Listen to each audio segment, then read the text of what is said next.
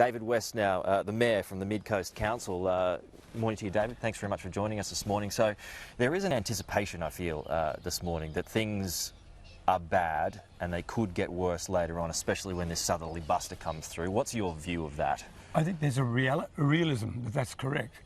Look around at the moment, and as you mentioned, this smoke that's loitering around because of the inversion layer caused by the cool air gives you a false sense of security that you can't see anything. But in fact, within a very short distance from here, and I think you mentioned 10 kilometres, we have two fires that have burned out 38,000 hectares in a very short period of time. One of those fires is still very active, and that's the Hillville fire. It's moving towards the coast, and you've also alluded to that. You mentioned the southerly change. The only thing that I can see that is of a benefit to that, it's going to come on dusk and into darkness.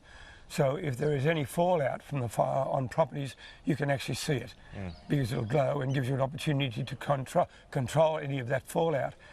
But we are looking, and you can't run away from the fact that we are looking at an extremely dangerous situation. We've had drought on drought on drought.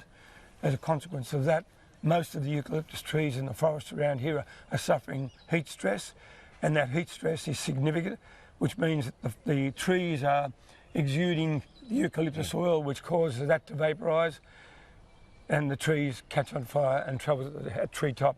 The trees are actually exploding because of their stress on water. The majority of the people that live here are aware of bushfire, and yet it is still killing people.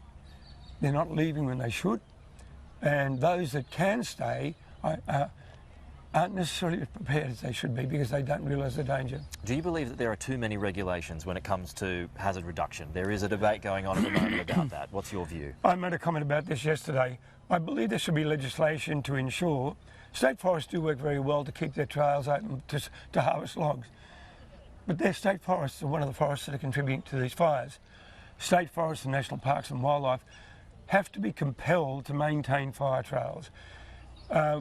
Too often I drive around our area here and I find trees across fire trails in national parks, maybe by accident, but those trees should be detected and removed. The only way you can get in and control a fire is to get access to it. If you get access to the root cause, you can tend to control the fire. So who's stopping that? Well, people are saying that council has nothing to do with fire control. We can't dictate to national parks, we can't dictate to state forests. The state government, federal government, should be creating a legislative power that says these things need to happen. Okay, this is the 1 in 80 or 90 year event, but even 1 in 30 year event doesn't make any difference. One life too many. 150 houses too many. And by the time this thing is over, 150 houses may turn into 400 houses. Just before we go, David, you did mention on our program yesterday that you had reports of looting.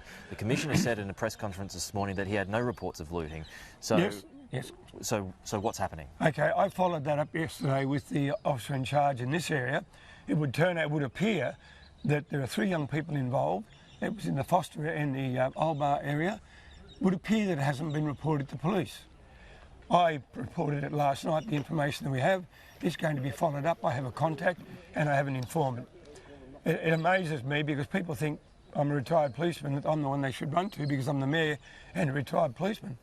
I was under the impression, and I think anybody else would have, that this would have been reported to the local police. It apparently hasn't been, but it is being followed up by the superintendent. But you say it has taken place?